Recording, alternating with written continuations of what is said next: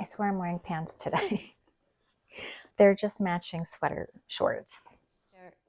Today, I'm going to share with you all of the things that I'm finally learning in my 40s. I think we can all agree that things change from decade to decade. Obviously, our teens are very selfish. I would even say our 20s are very selfish years where we're focused on our social life and our careers and building that up. And for me, my 30s were very focused on raising a family. And when I entered my 40s several years ago, it became much more apparent to me that my perspective changed because I was less focused on, taking care of tiny kids and just surviving the day to day. And now in my mid 40s, I can look back at things a little bit more clearly. And I'm finally realizing there are a few things that really came into perspective for me. And a lot of these are across different categories and very simple and obvious, but that I'm finally learning lessons from. So let's get into it. Number one, don't sacrifice comfort over fashion. Comfortable shoes is the number one way to go.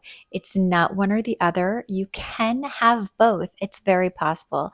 I'm doing a cull of all of my shoes. I am going to get rid of all the shoes that cause me any kind of pain, blistering, or rubbing. Shoes should be functional. You should be able to walk in them, and they should be comfortable at all times, no matter how long you're walking, no matter how far you're walking. So I will not sacrifice uncomfortable shoes ever again. The second one is sunblock. I know it's so overrated. Everyone says wear sunblock, but when I grew up in the 80s, no one spoke about SPF. I didn't know anything about protecting your skin. In fact, everyone around me always slathered themselves in baby oil. And so you're basically fried in the sun, and that was a thing. And now that I'm getting older, I'm finally seeing the sunspots, the wrinkles, and just the aging process is real. And it's all because I did not wear sunblock. So it's only been maybe 5 or 6 years ago that I started taking it a bit seriously. But really, it was in my 40s where I finally discovered that SPF needs to be worn on your face every single day. And I'm 40 years too late, unfortunately. But it's never too late. It's never too late. So wear your sunblock if you've not been wearing it. The next one is date night. Don't neglect date night. If you have a partner, whether it be a spouse or otherwise, that's in your life that's very important to you, you need to prioritize date night. They say something like it's the priority of importance is God, your spouse, and then kids, or something like that. Correct me if I'm wrong in the comments, but there is a lot of truth to that. I really, really believe that putting your spouse or your partner number one is really important after God, whoever your God is. I'm not getting into that now. The reality is there's always going to be stressors in all of our lives every single day, and it's really easy to get distracted by all of those stressors. So whether it be family drama or financial or work issues or relationship issues with your friends or colleagues or whatever it might be, those things will always be there. But if you're also neglecting your partner through all of those stressors and you're not using each other as a support system, then you're really missing out. I really believe that putting date night as a priority in your calendar is such a huge connector of your relationship. It's those small little things that go a long way. Regular date nights together is just so important to your partnership, to your mental health, and for your relationship together in connecting again. And that's something that my partner and I have really prioritized in our relationship is not neglecting date night. And so at a minimum, we try to do it every week. Sometimes that's not possible, but we then at least try to do it every other week. And doing it regularly is what's key. And I really can't stress that enough. This is my dog, if you're wondering. So the next thing that I've learned in my 40s that I think is really important is that diet culture is stupid. And yes, we all should have known this from the very start that diet culture has always been stupid. But I will say that in the beginning of the pandemic, I did lose quite a bit of weight for myself. And that was through figuring out what worked for me from a diet and exercise perspective and what was sustainable for my lifestyle. So, having figured that out, though, and having met my goal weight was interesting because even though I hit my goal weight, it looked different than what I thought. So when I hit that weight, I thought I was going to look a certain way, but the reality is that I got older, my body changed, I birthed a couple of babies, and the muscle and fat distribution in my body is just different in my mid 40s than it obviously was in my 20s. The elasticity in your skin also changes, and there's something to be said about that. And all of those things kind of change and morph over time. By the time you hit your mid 40s, your ideal weight of being skinny or whatever it is just looks different. It's just not the same. And so I've had to reframe what the ideal physical body was for me. And for me, it was just about becoming healthy and fitting into my jeans the way I wanted to, and just doing things more intuitively, meaning I know I don't like the way I feel when my tummy is bloated. And so I try to avoid foods that make me feel bloated. Feeling comfortable in my jeans every day. Are they too tight? Then I know that I've probably gone off the rails. And taking it day by day in that way has been a lot more healthier in terms of achieving whatever health ideal I had on a physical level. Let's also remember, if you're anything like me, and we've always complained, I've always complained the way I've looked, from many years ago, from a teenager, just because of the culture that we live in and not being happy with how you look ever. I've always complained that, oh, I'm too fat or whatever. I look back on pictures from 5, 10, 15, 20 years ago when I was still complaining about my weight and my physical appearance. And I look back and I'm like, oh my God, I was so skinny. Why was I ever complaining? So, you know, your body's serving you now. I think that it was a good reminder for me to be happy for how my body is serving me, and moving forward it with a different definition of what my ideal physical body should look like, and adjusting that. And by the way, have we seen how Sharon Osbourne is looking these days?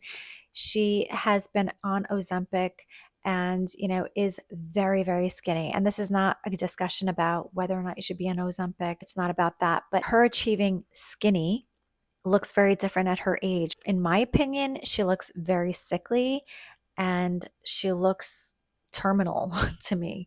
And so it's just not a good look. So readjusting that ideal has been really important for me in my mid 40s. The next lesson I'm finally learning is that quality is better than quantity, and that goes across all categories, whether that's food, clothing, handbags, even friends. I think we can all agree that having quality friends is really important. And for me personally, I've always had a group of friends that I was really close to, whether that be high school, college, and in my 20s, my work colleagues were some of my best friends. And some of them still are to this very day. And then I had a mom group of friends that my children grew up with, that I was very tight with, and that was my tribe. And then I moved out of the tri-state area 10 years ago, and I kind of lost that tribe, and I never really found my tribe of friends since. And so while I still have friends, scattered here and there, I wouldn't say I have the same type of tribe of friends that I used to have. And so I do feel like I'm missing that, but I've had to adjust. And so part of that adjustment is really keeping in touch with the quality friends that you still do have, even if they do live far away. And so one of the things that I've tried to do in the last couple of years, as soon as I think about my friends, I reach out to them. That might be a call or a text that just says, hey, just thinking about you. What are you up to? Let's catch up, that sort of thing. Because I found that when I didn't do that and I did think about my friends, and then I let that time pass and I'm like, oh, I'll get around to calling them, or I'll get around to reaching out and texting. And I never really do. But then something comes up and happens. And then I'm like, wow, I feel like kind of a jerk. I should have reached out sooner. And I'm always kind of met with regret when I do that. So I've made a big effort to really reach out to my friends when I think about them. And that's really gone a long way to feeling connected to my friends again, even when they live far away. There's some friends who are just always going to be lifelong friends. And even if you don't talk to them for 2 months, 3 months, even a year, and then when you do get on the phone with them, you pick up like You never missed a beat. And those are your friends. Those are your lifelong friends. And, there's always going to be fair weathered friends. I've got tons of those too. We all do. We all know who they are. But I think that when you have quality friends and you make the effort to just reach out with a little note saying that you think about them, that goes a long way. Living lighter is a huge lifestyle change that we have made for ourselves. For the last 15 years, we have had the house with the big yard, and that was a priority and a luxury for us because we wanted our kids and dog to run in the yard, ride their bikes, and be safe. And that was definitely part of my lifestyle in my 30s. But having that big yard is no longer important to me because I want my time back. What some people don't talk about is that having a big yard is very high maintenance and very time consuming and also very costly as a result. And what we didn't want to do anymore was spend our weekends and our free time maintaining our lawn, whether that be mowing it, weeding it, fertilizing, watering it. Weeding for me was the worst. It did become therapeutic over time, but it's still so time consuming. And sometimes fighting those weeds for me was such a huge battle. I couldn't take it anymore. So just doing all of that kind of lawn maintenance was no longer worth it to us, which is why we decided to move out of the burbs and really build the house of our dreams, but on a much smaller lot so that our lot was mostly house and less yard. So that was definitely a personal lifestyle choice for us, but living lighter for us ultimately meant spending our time the way we wanted to, choosing freedom and living with less obligations and chores at the end of the day is really what it came down to for us. And so that's why we moved closer into the city so that we can choose to spend our time the way we wanted to spend it, which is not weeding the garden. And along the lines of living lighter also meant living with less crap. There's so many catalysts to how I started prioritizing living with less crap. The first one was the pandemic. It just gave me a lot of time to really assess what was around me, to get rid of a lot of the crap that we don't need that doesn't serve us. The other thing that was a catalyst was the death of my father last year. And I've spoken about this before in another video, but when my father passed away last year, we were going through my parents' house, clearing out all of his things. And it was really an enlightening moment for me where there's this thing called Swedish death cleaning, and I would encourage everyone to look into it because it really spoke to me. And it sounds really morbid, but it's actually brilliant. Swedish death cleaning is really about when you hit middle age, and I'm really giving you the Cliff Notes version of it. But when you hit middle age, you're really thinking about clearing out the things that don't serve you anymore, because the idea is you don't want to burden your family members when you do die to go through all of your belongings and clear out your things. That's a very daunting process. And when you're grieving a death, that's hard enough. But when you're going through somebody else's belongings and a house full of it, of 80 years worth of belongings, it's a very daunting process. And it's not something that I personally want to ever burden my kids with.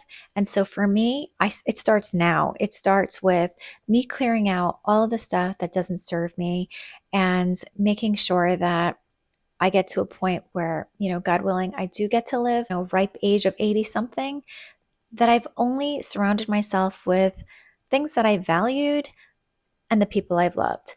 And that's really it. So I don't want them going through the basement, attic, going through stuff that I didn't even care about. So that's really where I've started to think about how I shop as well. I don't want to buy crap. I don't like trinkets and little things and knickknacks and things like that because they don't serve me. And I really had to have a much louder internal dialogue with myself when I'm in a store and I'm like, oh, that's so cute. It's cute and I can appreciate it, but I don't need to buy it and I don't need to own it.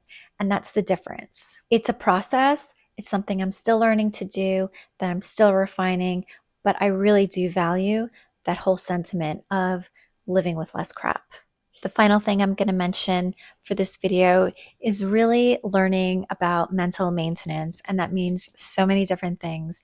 For me, that means going to a therapist. There's a lot of things that I'm still learning in terms of having good tools to deal with different situations, whether that be anxiety, whether that be anger, whether that be communication issues that I'm having. Those things are really important to me. But on top of that, there's so many other different layers of mental maintenance for me. And another one of that for me is maintaining my social media and really curating that.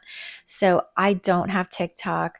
I don't value TikTok. I don't value a lot of different types of social media. The only social media I really engage with for me personally is obviously YouTube and also Instagram.